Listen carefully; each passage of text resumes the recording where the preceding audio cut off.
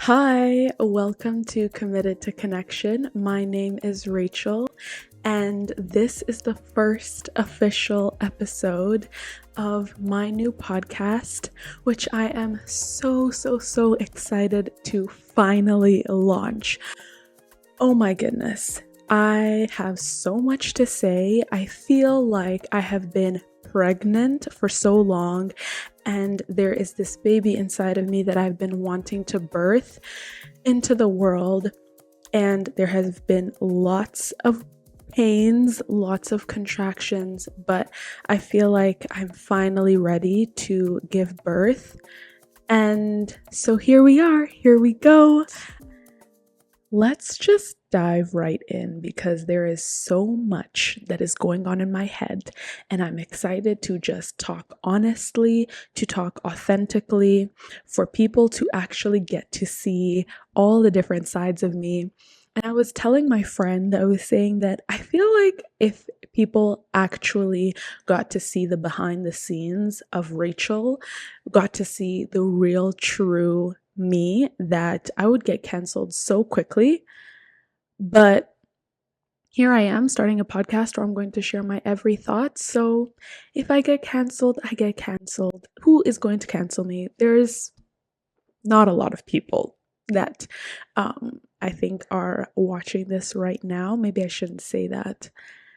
Anyways, the point is, I want this to be a place of authenticity. I was thinking to myself the other day that wherever there is honest, vulnerable, truthful, real, kind, empathetic conversations happening, that's where I want to be.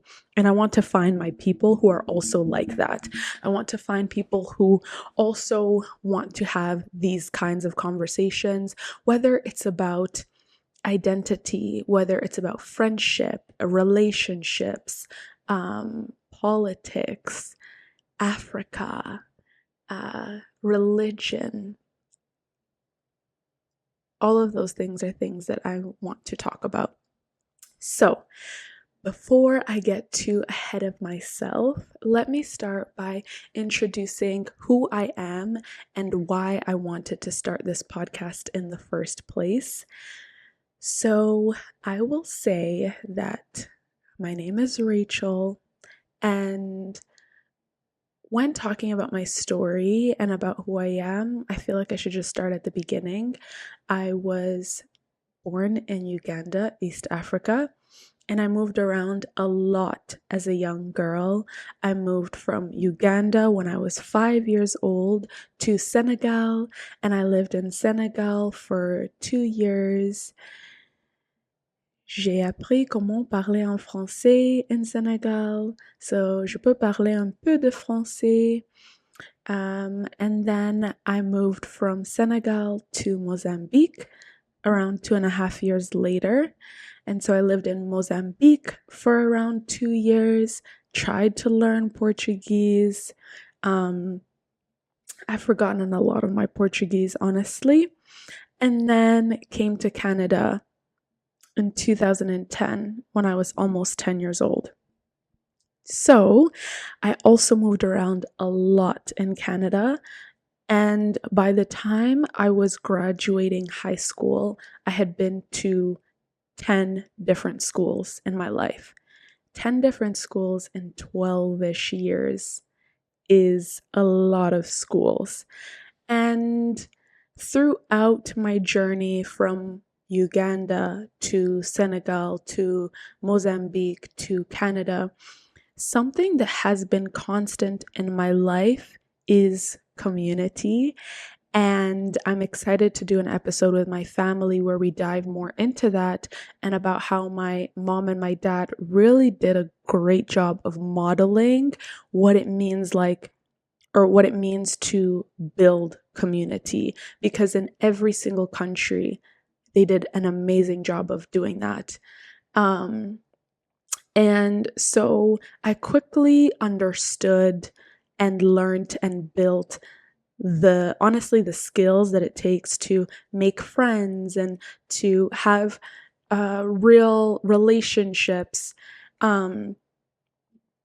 But the wild thing is, throughout my life, I also did feel a little alone, as in, I always felt like nobody really understood me or saw me super deeply. I always felt misunderstood, I think is the best way to put it.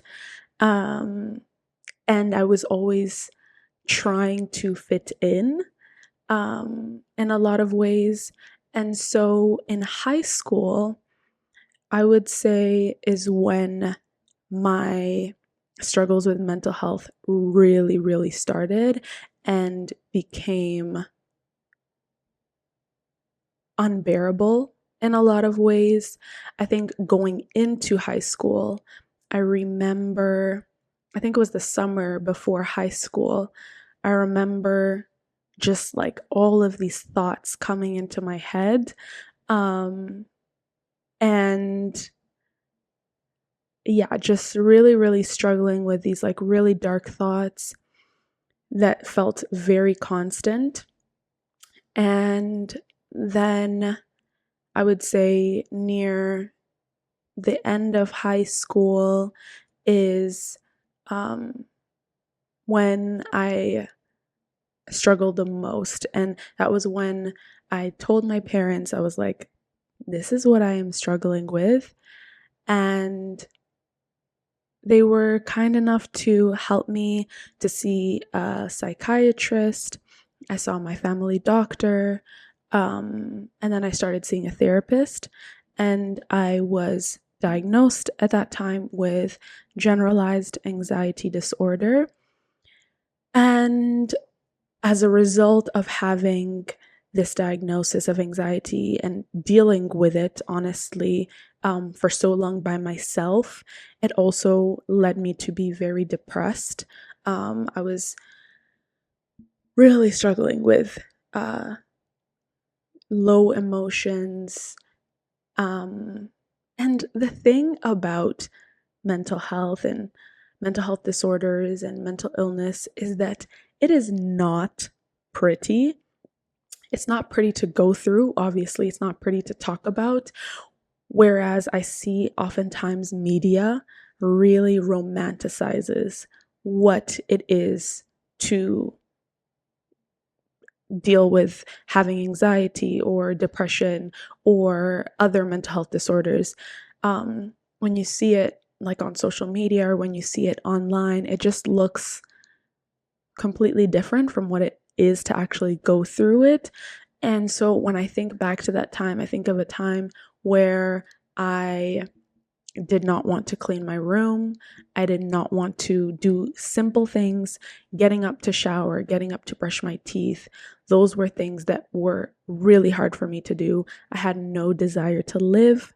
I had no desire to just be in this world. I thought it was a painful world. I thought it was a cruel world. I was just really, really sad. And I did an amazing job of hiding it. And even though I did have really, really great friends, I just did not feel comfortable sharing it with my friends. I often said that I feel crazy. I feel crazy. I feel crazy because there's nothing really wrong in my life. There's nothing I can point to that's like, this is the reason why. No, I just am struggling with these thoughts. I'm struggling with these feelings. And I felt crazy because I would go out into the world and everybody would see this other version of Rachel. You would see this version of Rachel that everybody said was confident and bubbly and fun to be around and easy to talk to. And I would be on stage singing at my church. And then I would run off of the stage and I would cry and cry and cry in the washroom after, just worshiping in front of people. And it was just so, again, isolating, lonely, all of those things, because it often felt like even if I was to say something, people would not believe me because it's like, what? Rachel? Rachel? No, no, no, not Rachel. Like, what do you mean you struggle with anxiety? Like, what does that even mean when you're able to do all of these different things and, you're able to be on a stage and you're able to sing in front of people and you're able to talk to people and you speak so well, Rachel. What do you mean you struggle with anxiety? Yeah, it felt so invalidating when I did get to the point of sometimes telling people, and that was their response of like, what? Like you, anxiety? No, that doesn't make any sense. How can you, struggle with social situations when you have so many friends? That is something that I also heard a lot, but it doesn't make it any less something that I struggled with. And I, at that time, because I felt so crazy, because I was like, nobody understands, nobody gets it, nobody sees it, nobody is asking me, Rachel, are you okay? It felt like I was like screaming for help internally, and wanting somebody to save me. It felt like, I often said, it felt like I was drowning, or it felt like I was on a treadmill and the setting is just a little bit higher than what I am capable of running. So it feels like I'm out of breath trying to keep up on this treadmill, simultaneously drowning. And just like so heavy. And so honestly, there was a period of time where I would hurt myself physically because it felt like that was the only way that people, it felt like it was an outward, like it was an outward visible way of seeing what I was struggling with inwardly, if that makes sense. Um, and so it was, yeah, it was like, I feel like crazy. I feel like I'm screaming. Nobody sees me. Nobody understands it.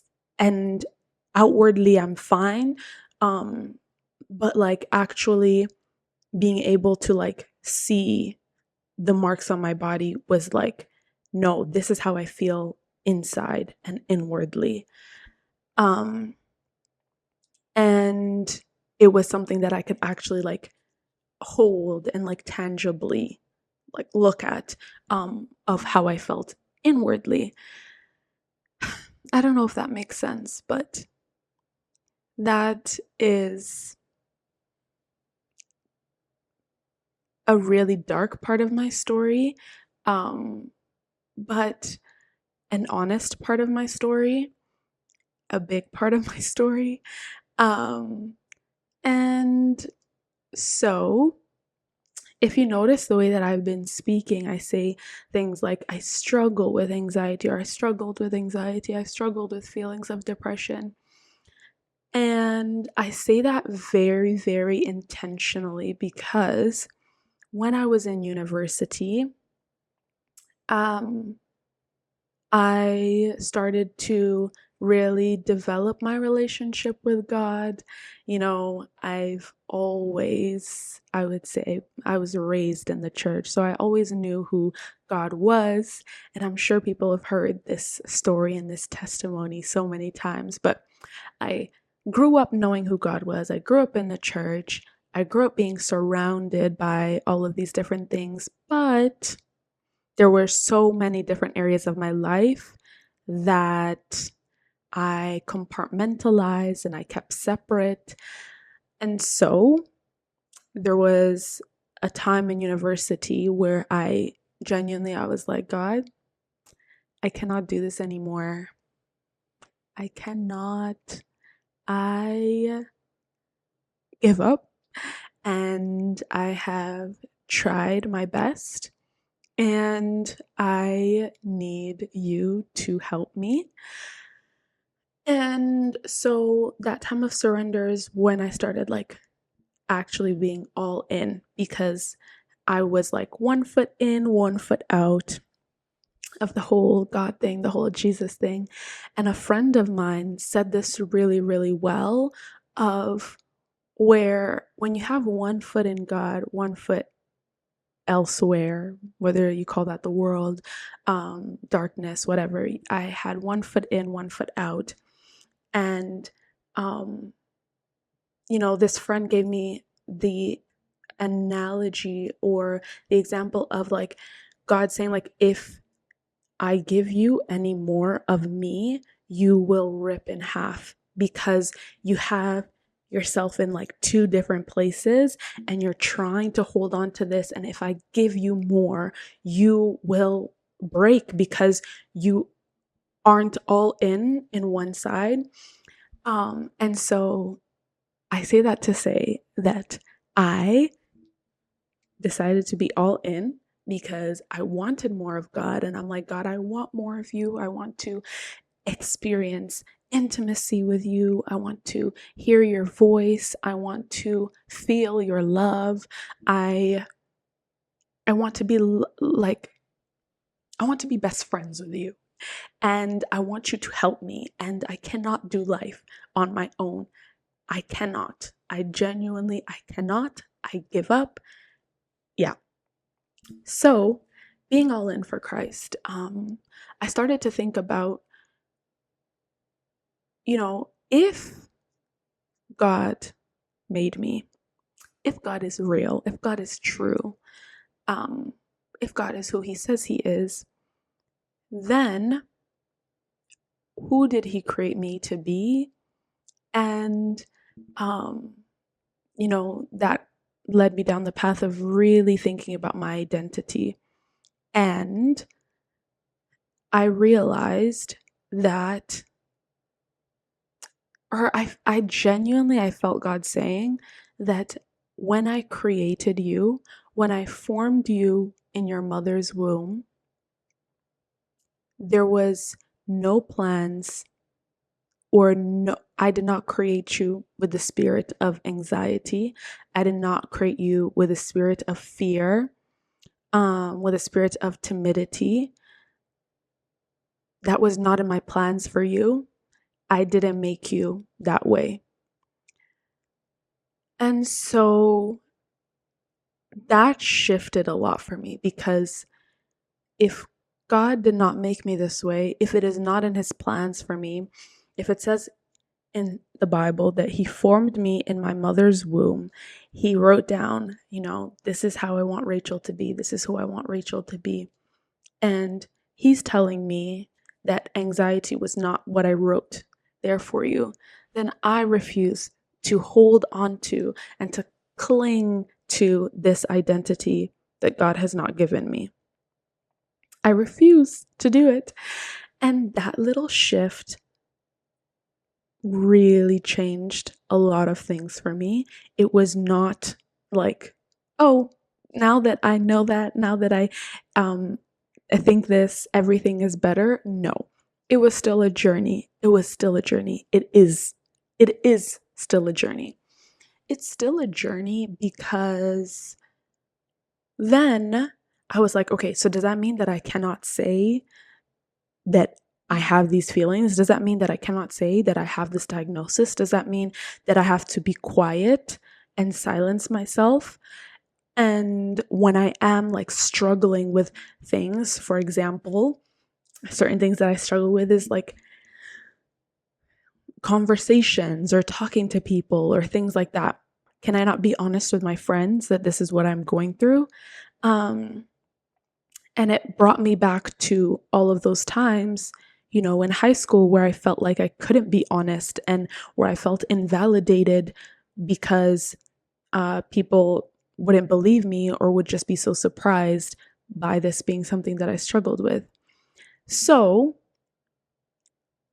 going through all of that in my head and over years has made me realize that no, I don't have to be silent about it. I don't have to dismiss it. I don't have to invalidate it. I don't have to bottle it up.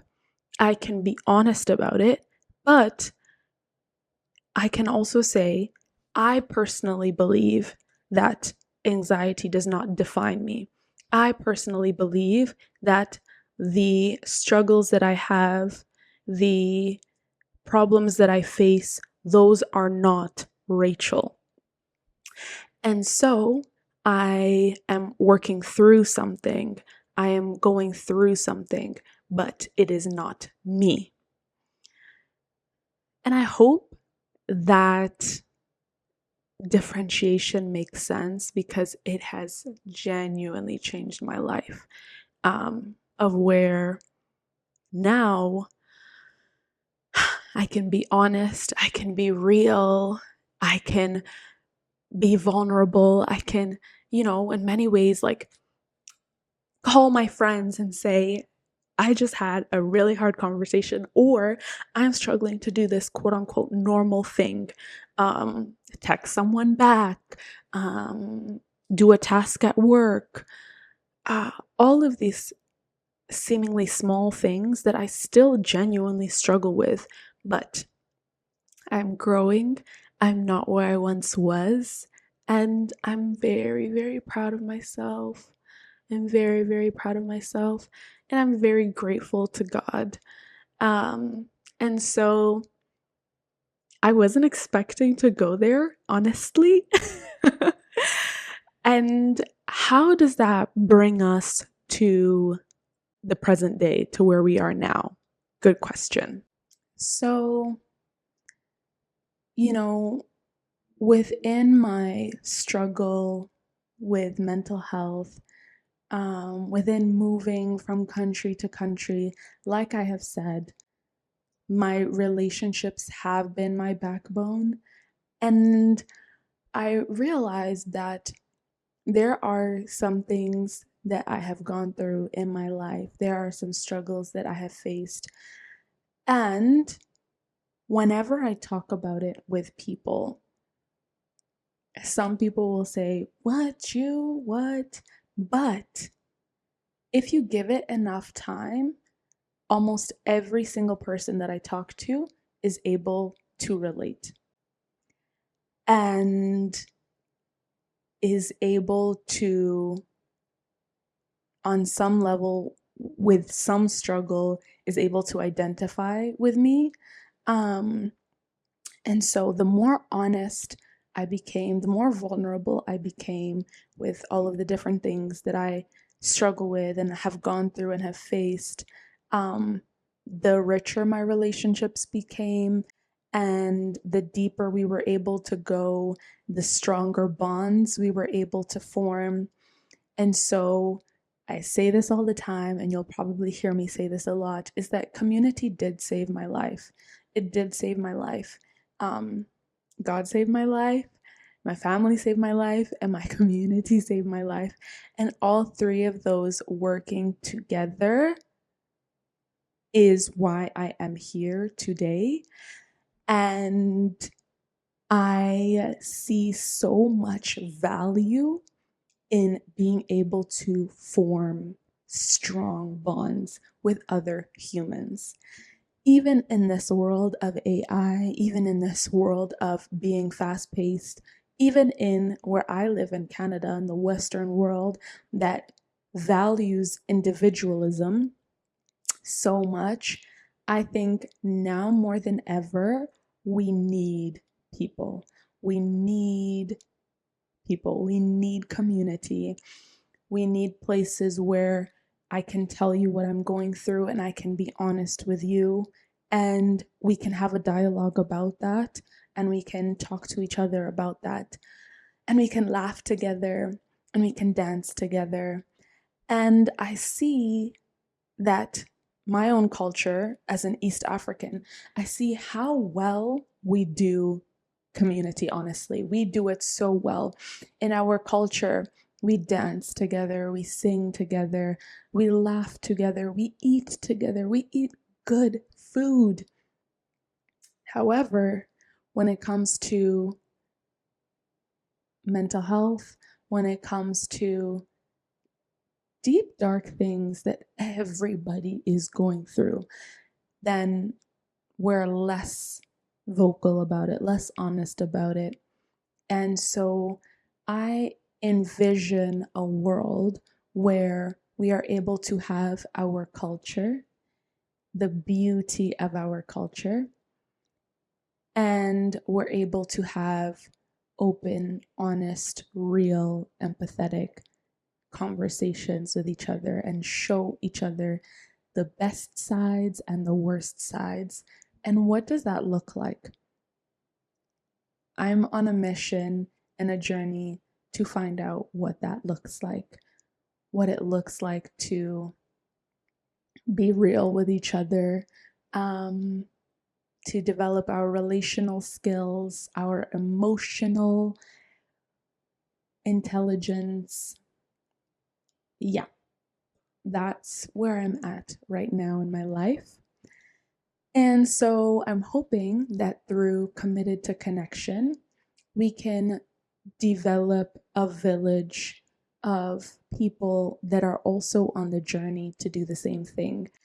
And the kinds of people that I naturally am drawn to and that I am building community with are those that have a purpose and a dream and a desire to do something, build something with their lives, because that was me. That is me. Me as the person that, I have all of these desires, I have all of this drive to do so many different things in the world. I was often labeled a natural born leader, a leader from a very young age. Who I was leading, what I was leading, who knows? But I see myself being drawn to those same people, people who have this like burden on their heart, this dream on their heart, this desire to accomplish different things, to do different things. Like, people who ask themselves, like, there's more to life than this.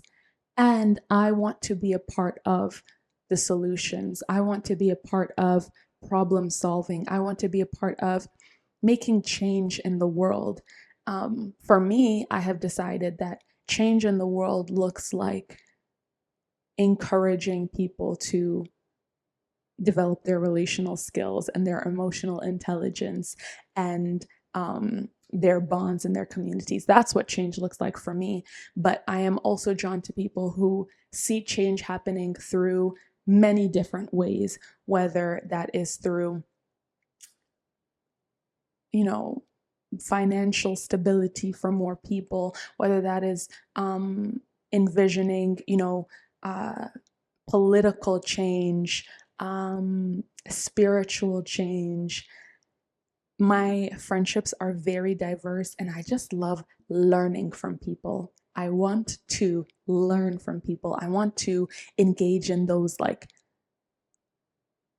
whoa, blow your mind conversations.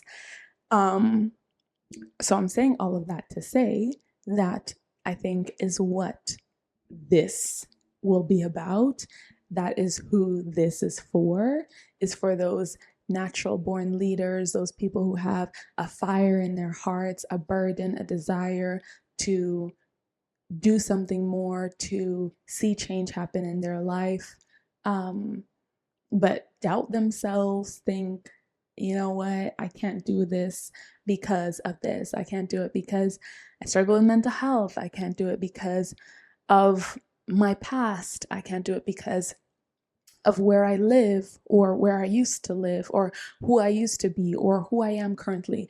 Insert reason here, insert doubt here. The kinds of people who just have so many different doubts, even though they have dreams and doubts at the same time. That is who I think will really benefit from the conversations that I'm trying to have. And I know that maybe I might be repeating myself a little bit, but I just believe that no matter who you are, you need to develop relational skills and you need people. And so let's build a village. Let's figure out how to build a village in modern day society. What are some things that you can look forward to and be excited about with Committed to Connection? Of course, we'll dive into mental health, we'll dive into spirituality and religion and relationship with God. We'll talk about, I don't know, we'll talk about it all. Body image. We'll talk about corporate Canada and how we're navigating that. We'll talk about culture and society and all of the many issues that I have with society today. At the end of the day, what you can count on is me bringing my honest self. And I look forward to even, maybe having people that I never would have expected on this platform to engage in those kinds of like super, super honest conversations. Not caring so much about things looking pretty, things sounding good, things sounding put together, but how can we leave every conversation being like, I never thought about it like that. And this is how things are going to look different for me moving forward. And this is how my perspective has shifted. And now I feel empowered to chase my dreams. I feel empowered to do all of the different things that I want to do. I feel ready to, combat life and to come out winning. That's how I try to leave every conversation with my friends. Every conversation with my friends, I want them to leave feeling more invigorated and feeling more excited and more ready and happy to go out and do whatever it is that they want to do. That's super, super important to me. And I do leave every conversation with my friends being like, there is a lot to get done. There is so much happening, but I feel excited and I feel ready and I feel invigorated, and we can change the world together. Anyways, thank you so much for listening to this podcast. If you made it all the way to the end, I appreciate you. I would love to hear what you thought. I would love to hear your perspective. I would love to talk to you and hear what else you would like us to talk about on Committed to Connection. What do you hope to gain from being a part of this community and building a village with me? I want to, at the end of every episode, I didn't formally think about this. I'm thinking about this right now, as we're talking right now, live. I'm thinking about ending every episode with a commitment. I feel like it's fitting and it only makes sense. On Committed to Connection, we commit to change and to different things. So to end off this episode, what am I committing to? I know what I'm committing to. I'm committing to recording another podcast episode within the next week, because I want this to be consistent. I want to not leave people hanging, and I want to make sure that we're actually riding this momentum, riding this wave all the way down. So hopefully you join me. I cannot wait to see you again. In less than a week, I will be filming again. That is my commitment to myself and to you. So see you again on the next episode here on Committed to Connection. Bye.